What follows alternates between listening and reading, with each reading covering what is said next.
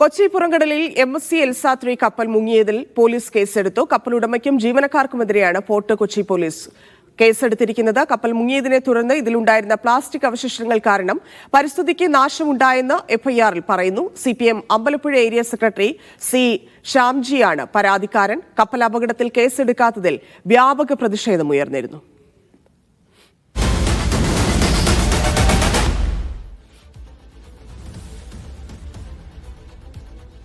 KR സാജുവും MK ഷുക്കൂറും ചേരുന്നുണ്ട്. ആദ്യം സാജുവിലേക്ക്. സാജു, അപകടത്തിൽ കേസെടുക്കേണ്ടതില്ല എന്ന നിലപാടിലായിരുന്നു സംസ്ഥാന സർക്കാർ ഉണ്ടായിരുന്നത്.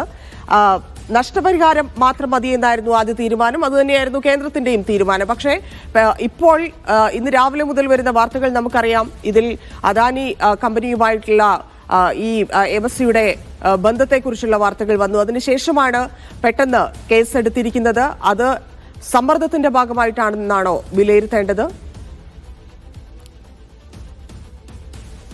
ധന്യ, കേസെടുക്കാത്തത് എന്ത് എന്ന ചോദ്യം വലിയ രീതിയിൽ തന്നെ ഉയർന്നിരുന്നു. അവസാനം കേസെടുത്തിരിക്കുന്നു. ഇന്ന് ഉച്ചയ്ക്ക് 1:45-നാണ് ഫോർട്ട് കൊച്ചി കോസ്റ്റൽ പോലീസ് സ്റ്റേഷനിൽ കേസ് രജിസ്റ്റർ ചെയ്തിരിക്കുന്നത്. ഭാരതീയ ന്യായ സംഹിതയിലെ വകുപ്പുകൾ 282, 285, 286, 287, 288 ഒപ്പം തന്നെ 3, 5 വകുപ്പുകൾ പ്രകാരമാണ് കേസുകൾ രജിസ്റ്റർ ചെയ്തിരിക്കുന്നത്. 3 പ്രതികളാണ് ഈ FIR-ൽ കണ്ടാലറിയാവുന്നവർ ആയുള്ളത്. ഒന്ന് MSC കപ്പൽ കമ്പനിയുടെ ഉടമ, ആ കപ്പലിന്റെ ഉടമ. രണ്ടാമതായുള്ളത് അതിനകത്തെ മാസ്റ്റർ, കപ്പലിന്റെ മാസ്റ്റർ. മൂന്നാമതായി കപ്പലിലെ മറ്റു ക്രൂ എന്നിവരാണ് ഉള്ളത്. CPM നേതാവായ ആലപ്പുഴ സ്വദേശിയായ C. ശ്യാംജിയുടെ പരാതി അടിസ്ഥാനമാക്കിയാണ് ഈ കേസെടുത്തിരിക്കുന്നത്. അദ്ദേഹം പരാതി നൽകിയിരിക്കുന്നത് തെക്കുമുറി നീർക്കുന്നം മത്സ്യ ഗ്രാമത്തിന്റെ പേരിലാണ്. അതിലെ മെമ്പർഷിപ്പ് നമ്പരൊക്കെ ചേർത്തിട്ടുണ്ട്. ആ മെമ്പർ എന്ന രീതിയിലാണ് പരാതി നൽകിയിരിക്കുന്നത്. ആ പരാതി അടിസ്ഥാനമാക്കിക്കൊണ്ടാണ് ഏറ്റവും അവസാനം ഇപ്പോൾ സംസ്ഥാന സർക്കാർ കേസെടുക്കാൻ തയ്യാറായത്. അതായത് ഈ വാർത്ത നമ്മൾ പുറത്തുവിടുന്നതിന് കൃത്യം 15 മിനിറ്റ് മുമ്പായിരുന്നു FIR fort Kochi coastal police സ്റ്റേഷനിൽ രജിസ്റ്റർ ചെയ്തത്. ആ FIR-ന്റെ അടിസ്ഥാനത്തിൽ പറയുന്നത് MSC എൽസ-3 എന്ന ചരക്ക് കപ്പലിലും കണ്ടെയ്നറുകളിൽ എളുപ്പത്തിൽ തീപിടിക്കാൻ സാധ്യതയുള്ള ചരക്കുകളും സ്ഫോടക വസ്തുക്കളും ഉണ്ടെന്ന അറിവ് നിലനിൽക്കെ പ്രതികൾ മനുഷ്യജീവനും സ്വത്തിനും അപകടമുണ്ടാക്കും വിധം കപ്പൽ ഉദാസീനമായും അപാകമായും ഉപയോഗിച്ചു. അങ്ങനെ ആ കപ്പൽ അപകടത്തിൽപ്പെട്ടു. അതിനെ തുടർന്ന് കണ്ടെയ്നറുകളിൽ നിന്നും വിനാശകരമായ പ്ലാസ്റ്റിക് അവശിഷ്ടങ്ങളും മറ്റും പുറന്തള്ളപ്പെട്ടതുമൂലം പരിസ്ഥിതി പ്രശ്നങ്ങൾ ഉണ്ടാക്കിയും കൂടാതെ പരമ്പരാഗത മത്സ്യബന്ധന മേഖലയെ പ്രതികൂലമായി ബാധിച്ച് മത്സ്യത്തൊഴിലാളികൾക്ക് ലക്ഷക്കണക്കിന് രൂപയുടെ നാശനഷ്ടം ഉണ്ടാകാനും കപ്പൽ മൂലവും അതിൽ നിന്നും പതിച്ച കണ്ടെയ്നറുകൾ മൂലവും കപ്പൽ ചാലിനും മറ്റ് സമീപ പ്രദേശങ്ങളിലും സഞ്ചാരം നടത്തുന്ന യാനങ്ങളുടെ പൊതുസഞ്ചാര മാർഗം തടസ്സപ്പെടാനും ഇടയാക്കി എന്ന് പറഞ്ഞുകൊണ്ടാണ് FIR രജിസ്റ്റർ ചെയ്തിരിക്കുന്നത്. നമുക്കറിയാം, നേരത്തെ ധന്യ സൂചിപ്പിച്ചതുപോലെ തന്നെ വലിയ വിമർശനം. മെയ് 25-ാം തീയതിയാണ് ഈ കപ്പൽ അപകടം നടക്കുന്നത്. അങ്ങനെ കൊച്ചി പുറംകടലിൽ മെയ് 25-ാം തീയതി കപ്പൽ മുങ്ങിയിട്ടും സംസ്ഥാന സർക്കാർ കേസെടുക്കാൻ വൈകുന്നത് വലിയ വിമർശനത്തിന് ഇടയാക്കിയിരുന്നു. എന്നാൽ കപ്പൽ മുങ്ങി 4ാമത്തെ ദിവസം DG ഷിപ്പിംഗും മുഖ്യമന്ത്രി പിണറായി വിജയനും ചീഫ് സെക്രട്ടറിയുടെ സാന്നിധ്യത്തിൽ ഒരു കൂടിക്കാഴ്ച നടത്തുന്നുണ്ട്. ആ കൂടിക്കാഴ്ചയിൽ എടുത്ത തീരുമാനം ക്രിമിനൽ കേസുകൾ വേണ്ടതില്ല തൽക്കാലത്തേക്ക് എന്നുള്ളതായിരുന്നു.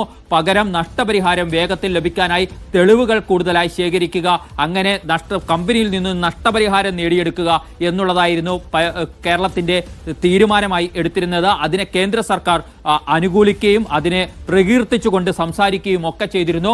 പക്ഷേ പിന്നീടാണ് കപ്പൽ കമ്പനിയായ ഈ MSC എന്ന് പറയുന്ന കമ്പനിക്ക് അദാനിയുമായി ചില പങ്കാളിത്ത ബിസിനസ്സുകൾ ഉണ്ട് എന്ന വിവരങ്ങൾ ഇന്നലെ വൈകിട്ടോടുകൂടി പുറത്തു വരുന്നു. അതോടുകൂടി വലിയ വിവാദമായി മാറി. രാഷ്ട്രീയമായി സർക്കാർ ഒത്തുകളിക്കുകയാണ് അദാനിക്ക് വേണ്ടി എന്ന നിലയിലുള്ള വിമർശനങ്ങൾ ഉയർന്നു വന്നു. ഈ വിമർശനങ്ങൾക്ക് പിന്നാലെയാണ് ഇപ്പോൾ കേസെടുത്തുകൊണ്ട് സർക്കാർ ആ വിമർശനങ്ങളിൽ നിന്നും തലയൂരിയിരിക്കുന്നത് എന്ന് പറയേണ്ടിയിരിക്കുന്നു. നേരത്തെ ചീഫ് സെക്രട്ടറി ഇതുമായി ബന്ധപ്പെട്ട് DG ഷിപ്പിംഗും മുഖ്യമന്ത്രിയും തമ്മിലുള്ള കൂടിക്കാഴ്ചയുടെ ഒരു കുറിപ്പ് തയ്യാറാക്കിയിരുന്നു. ആ കുറിപ്പിന്റെ പൂർണ്ണരൂപം നമ്മൾ പുറത്തുവിട്ടതാണ്. ആ കുറിപ്പിൽ ഈ കമ്പനിക്ക് MSC എന്ന് പറയുന്ന കമ്പനിക്ക് വിഴിഞ്ഞവുമായുള്ള ബന്ധവും അവർ വിഴിഞ്ഞത്തെ പ്രധാന ഇടപാടുകാരാണ്, പേരുകേട്ട കമ്പനിയാണ്. അതിനാൽ ആ കമ്പനിക്ക് കേരളവുമായി സഹകരിക്കാം, അങ്ങനെ നഷ്ടപരിഹാരം വാങ്ങിയെടുക്കുന്നതിലേക്ക് പോകാം. നഷ്ടപരിഹാരത്തിന്റെ കാര്യത്തിൽ മാത്രം കോംപ്രമൈസ് വേണ്ട എന്ന നിലപാടെടുക്കുകയും ക്രിമിനൽ കേസിലേക്ക് പോകേണ്ടതില്ല എന്ന് ആ കുറിപ്പിൽ രേഖപ്പെടുത്തുകയും ഒക്കെ ചെയ്തിരുന്ന കാര്യം നമുക്കറിയാം. അതായത് സംസ്ഥാന സർക്കാരിന്റെ ആദ്യ നിലപാട് കപ്പൽ അപകടത്തിൽ കേസെടുക്കേണ്ടതില്ല, അത് MSC കമ്പനിക്ക് വിഴിഞ്ഞത്തോടുള്ള താല്പര്യത്തെ കുറയ്ക്കും എന്ന നിലയിൽ വിലയിരുത്തിക്കൊണ്ടായിരുന്നു സർക്കാർ മുന്നോട്ട് പോയത്. പക്ഷേ വലിയ രീതിയിലുള്ള വിമർശനങ്ങൾ ഉയർന്നുവന്നു. ഹൈക്കോടതി ഓരോ ഘട്ടത്തിലും ഇതുമായി ബന്ധപ്പെട്ട് ഇടപെട്ടിരുന്നു. Cargo manifest പുറത്തുവിടാത്തതിൽ വിമർശനമുയർത്തി.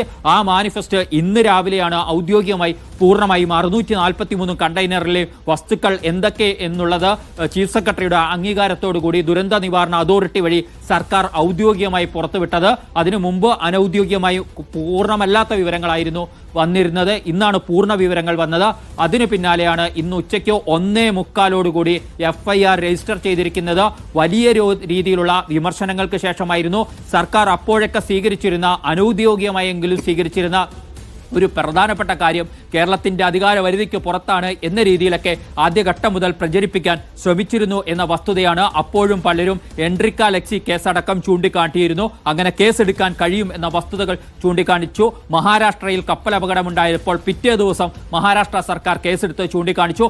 ഇങ്ങനെ സർക്കാരിന്റെ വാദങ്ങളെ ദുർബലമാക്കുന്ന നിരവധി കാര്യങ്ങൾ പുറത്തു വന്ന ഒരു ഘട്ടത്തിലാണ് MSC എൽസ 3-ക്കെതിരെ കേസെടുക്കാൻ സംസ്ഥാന സർക്കാർ അവസാനം തയ്യാറായതിന്. അതിന് CPM-ന്റെ ഒരു നേതാവിനെ പരാതി നൽകാൻ ചുമതലപ്പെടുത്തുന്നു.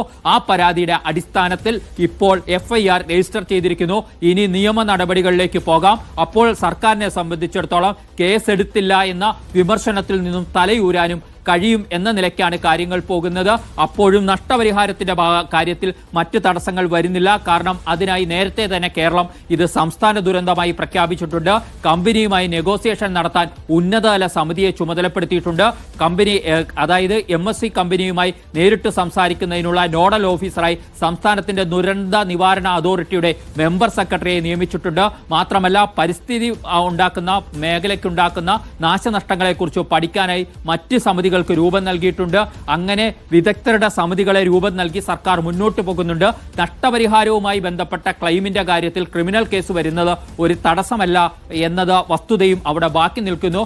അപ്പോഴേക്ക് ഇപ്പോൾ ഇനി പോലീസിനെ സംബന്ധിച്ചിടത്തോളം, മറൈൻ കോസ്റ്റൽ പോലീസിനെ സംബന്ധിച്ചിടത്തോളം എന്തൊക്കെ വീഴ്ചകൾ കപ്പൽ കമ്പനിക്ക് പറ്റിയിട്ടുണ്ടോ, കപ്പലിന്റെ ഉടമകൾക്ക് പറ്റിയിട്ടുണ്ടോ, കപ്പലിന്റെ ക്രൂവിന് ഏതൊക്കെ അർത്ഥത്തിലുള്ള വീഴ്ചകൾ പറ്റിയിട്ടുണ്ട്, ഇക്കാര്യങ്ങളെല്ലാം പരിശോധിച്ചുകൊണ്ട് കൂടുതൽ അന്വേഷണം നടത്തി അത് പ്രകാരം